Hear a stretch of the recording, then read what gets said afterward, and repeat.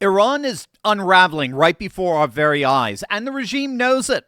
We've got 3 American carrier strike groups now encircling the Islamic Republic.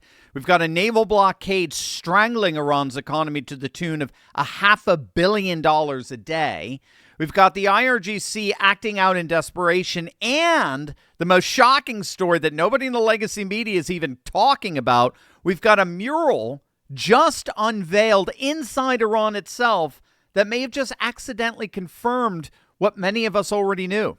Iran's entire command structure is collapsing in real time, and we're about to see why there's absolutely nothing they can do to stop it. Hey gang, it's me, Dr. Steve, your Patriot Professor, here to help you make sense of the madness with breaking news and analysis you're not going to get anywhere else. So you know what to do. Make sure to smack that bell and subscribe button. Let's start with the image that's sending shockwaves through every war room from Tehran to Moscow to Beijing as we speak. This morning, April 27th at 4:12 a.m. Arabian Standard Time, something absolutely massive slipped through the Suez Canal and emerged into the Red Sea. The USS Gerald R. Ford, the largest, most advanced, most lethal aircraft carrier ever constructed by human hands, has officially arrived in the theater. Now, if you don't know, the Gerald R. Ford is a floating city of war. She displaces over 100,000 tons. She carries more than 75 aircraft. And get this, she's powered by 2 nuclear reactors that allow her to operate for 20 years without refueling. She's equipped with an electromagnetic aircraft launch system, the most advanced carrier launch technology ever built, capable of putting fighter jets in the air faster than any carrier in history. And she did not come alone. The Ford entered the Red Sea escorted by the guided missile destroyers USS Mahan and the USS Winston S. Churchill, each carrying Tomahawk cruise missiles and some of the most sophisticated anti-air and anti-ship systems in the American arsenal. Now, here's what makes this moment so strategically earth-shattering. The Ford is just one of 3 American carrier strike groups now converging on Iran from 3 completely different directions at the same time. So you've got the USS Abraham Lincoln that's already positioned in the Arabian Sea, the Gulf of Oman, cutting off Iran's eastern flank. And you've got the USS George H.W. Bush completing a stunning 6,000-mile journey around the Cape of Good Hope, all the way around the bottom of Africa, arriving from the south through the Indian Ocean to close the trap from below. 3 carriers, 3 different routes, all converging on Iran simultaneously. The Ford from the northwest through the Suez, the Lincoln from the east, and the Bush from the south. Iran is completely encircled. Now, think about what this means. This is the first time in over 20 years since the Iraq War that the United States has deployed 3 carrier strike groups around a single country at the same time. The Islamic Republic of Iran has simply never faced anything even remotely like this. The United States has effectively created a 3-sided naval cage around the Islamic Republic. You can't come in, you can't go out, and if you try to challenge it, you're going to run into the most lethal naval force ever assembled in that region. The blockade itself went into full operation effect on April 13th with U.S. boarding and turning back 31 ships in the first 2 weeks alone. Then on April 16th, the embargo was expanded to cover all Iran-linked ships globally, including so-called dark fleet tankers operating far from the Persian Gulf. The U.S. is hunting Iran's shadow fleet across the entire Indian Ocean and Arabian Sea. And what this is doing, as we talked about in our live stream Friday broadcast, is it's economically squeezing Iran like a boa constrictor. They're losing an estimated $500 million every single day from the blockade. Karg Island, right, Iran's main oil export terminal, basically their ATM, is nearing full storage saturation, which means if ships can't move that crude out soon, Iran is going to be forced to physically shut down oil production. And shutting down oil wells doesn't just mean lost revenue, it means permanent, potentially irreversible damage to the wells themselves. And the Iranian government is so desperate that Iran's own president just went on national television and asked the Iranian people to reduce their energy consumption to 2 lights per household. 2 lights. Again, let that hit you. This is a country that sits on the world's second largest natural gas reserves. They're basically going through a forced blackout because they have no energy. This is how badly this blockade is working. Meanwhile, the Institute for the Study of War, they've noted that the new IRGC commander, Ahmed Vahidi, he's been using Iran's attempts at trying to close the Strait of Hormuz and harassing some of these ships, specifically as a means of flexing internal power against his own political rivals, including Iranian Parliament Speaker Ghalibaf. So, in other words, the regime isn't just fighting America, it's basically fighting itself. And that's why Iran has been engaged in these sporadic attacks of some of these ships in the Strait. They're not really doing anything. I mean, the U.S.-led blockade, their blockade is only suffocating them financially, or only continues to suffocate them financially. But these limited projections of power are what IRGC commanders are using as strikes of legitimacy for their own rule from within.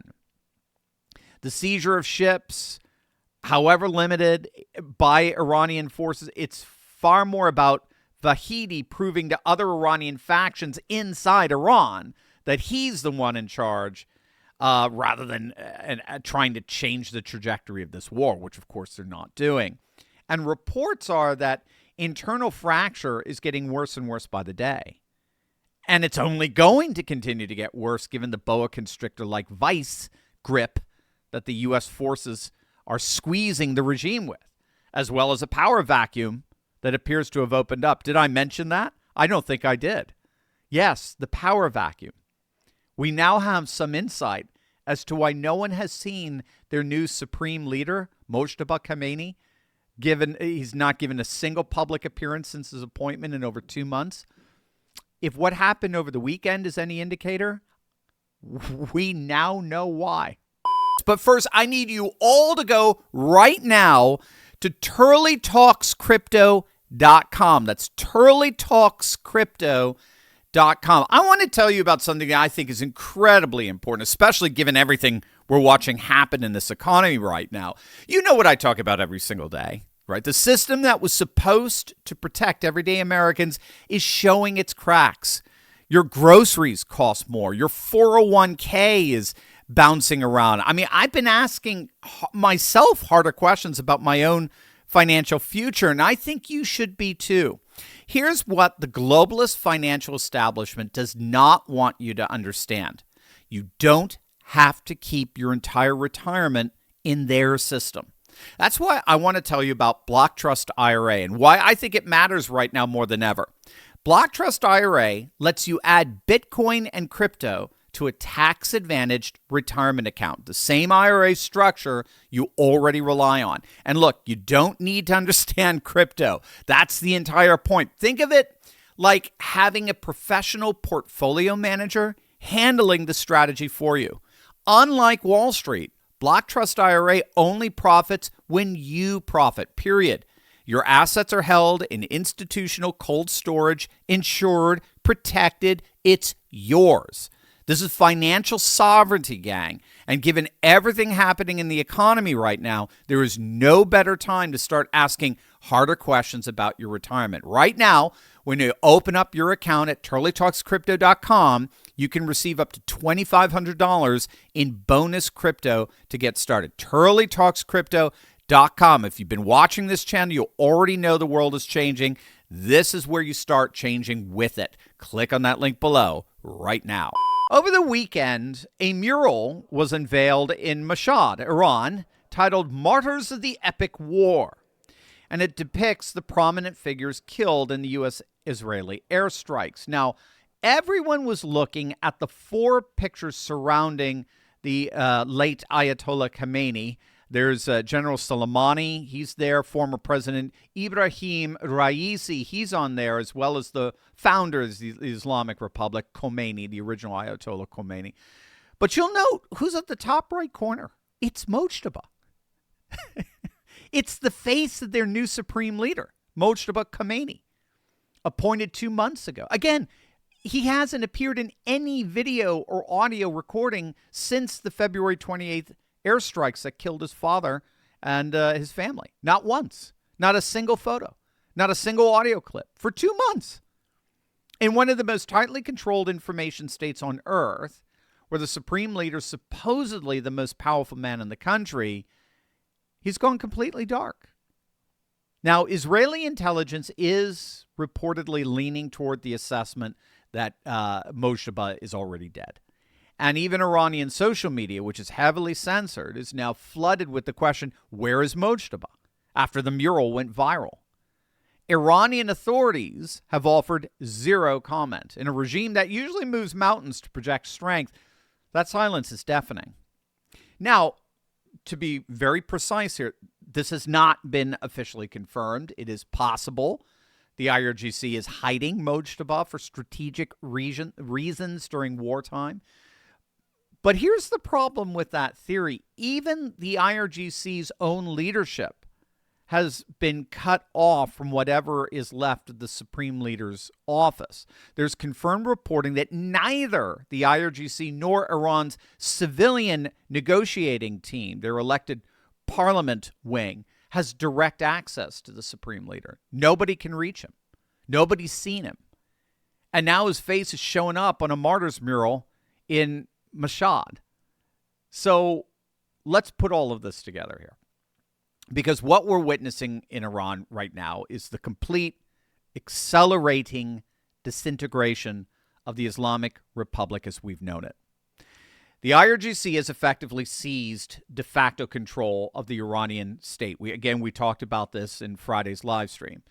IRGC commander Vahidi is now making both military and political decisions. Iran's civilian president, Pezeshkian, has been blocked from key decisions. His attempt to appoint his own intelligence minister, for example, was vetoed by the IRGC. The mullahs have largely been sidelined. The Supreme National Security Council isn't functioning. The Supreme Council of Experts isn't functioning. Iran's formal decision-making mechanisms have collapsed. So what we're seeing in real time here is a shift from a cleric-dominated political system to an IRGC-centric power structure where a network of military hardliners with shared interests are running the country rather than a single supreme leader. The very institution that made the Islamic Republic what it is, supreme clerical authority, is now gone. And what's replacing it is a fragmented military junta that can't even agree as to whether to negotiate with the United States. In the meantime, the blockade is working. The carriers are in position. The economy is hemorrhaging $500 million a day. Iran is lashing out in desperation. The IRGC is fighting itself as much as it's fighting America. And the new supreme leader may have been inadvertently revealed as already dead. The Islamic Republic is not just losing this war, it is dissolving. It's now only a matter of time. So what do you guys think? Is this new supreme leader alive or dead? Let me know in the comments section below. And as always, make sure to smack that bell and subscribe button for breaking news and analysis you're not going to get anywhere else. Love you guys. God bless.